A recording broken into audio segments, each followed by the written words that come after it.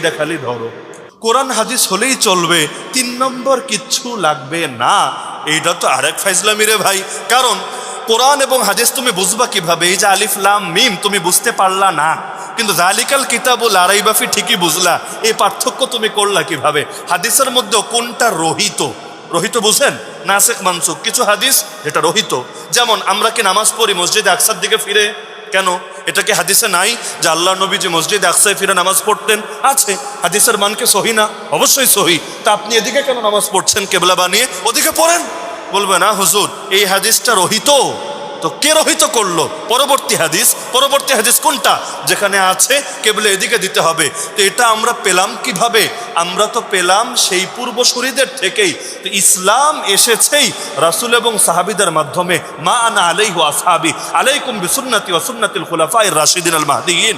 নবী যেখানে বলছেন আমার আদর্শকে আঁকড়ে ধরো, খুলাফায়ে রাশিদিনের আদর্শকে আঁকড়ে ধরো, আমার পথ মানবা, সাহাবীদের পথ মানবা, তবেই আহলে সুন্নাতুল জামাত, তবেই মুক্তিপ্রাপ্ত দল, তবেই জান্নাতি। সেখানে নবীর চাইতে বেশি বোঝার কি আছে?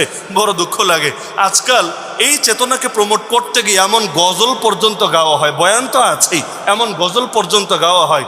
কি বলেছে তোমার আকাবির, এগুলো সব ছাড়ো, কোরআন হাদিস কি বলেছে এটা খালি ধরো। আকাবির এই শব্দ, সালাফ এই শব্দ সমার্থক। সালাফ শুনেছেন না?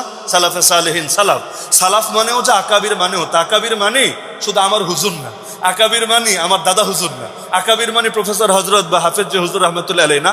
আকাবিরের মূল অর্থই হলো সাহাবি, তাবে, তাবে তাবেই তথা খায়রুল কুরুন। সালাফে সালেহিন এবং আকাবিরের এক নম্বর অর্থই হলো সাহাবি, তাবেই, তাবে তাবেই। তো যদি বলেন আকাবির কি বলেছে সব ছাড়বা, শুধু কোরআন হাদিস ধরবা, অর্থ কি হবে জানেন?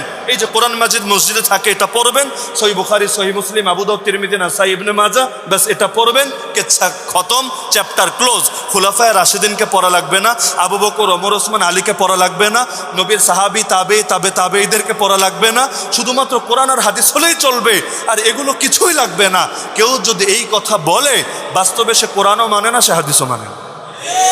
কারণ না হলে আল্লাহ ইহদিনাস সিরাতাল মুস্তাকিম বলে সিরাতে মুস্তাকিম কেন চিনালেন? এই সাহাবি তাবেঈদেরকে দিয়ে। এই যে সিরাতাল্লাযীনা আনআমতা আলাইহিমের ব্যাখ্যা কি যে কোনো হুজুরকে গিয়ে জিজ্ঞাসা করেন না। সিরাতাল্লাযীনা আনআমতা আলাইহিম মানেই তো নবীরা, সিদ্দিকরা, শহীদরা, নেককাররা, যাদের সবার শীর্ষে হলেন সাহাবি, তাবেঈ, তাবে তাবেঈরা। তাদের পথকে আল্লাহ কেন বললেন সিরাতে মুস্তাকিম? আল্লাহ বলতে পারতেন না ইহদিনাস সিরাতাল মুস্তাকিম, সিরাতাল কুরআনি ওয়াস সুন্নাহ, বলতে পারতেন না যে আল্লাহ সিরাতে মুস্তাকিমের পথে চালাও? সিরাতে মুস্তাকিম কোনটা? সিরাতে মুস্তাকিম হলো কোরআন আর হাদিসের পথ। আল্লাহ বলতে পারতেন না? আল্লাহ বলেন নাই। আল্লাহ বলেছে নেয়ামত প্রাপ্ত বান্দাদের পথ। বলে সোহবতের দরকার, বুজুর্গদের অনুসরণ করা দরকার, পূর্বসূরীদের অনুসরণ করা দরকার, আছে না কি নাই? হ্যাঁ, যেখানে গিয়ে সাহাবি, তাবে, তাবে তাবের আদর্শ হবে একটা, আর আমার পীর, আমার হুজুরের আদর্শ হবে আরেকটা, সেখানে অটোমেটিক কোনটা বাদ যাবে এটা কমন সেন্স থাকলে বুঝে আসে। কারণ বড় হুজুর একদিকে, ছোট হুজুর আর একদিকে, তো কোনটা উপরে রাখবেন এটা আমার বলা লাগবে না, আপনিও ভালো করে বুঝবেন।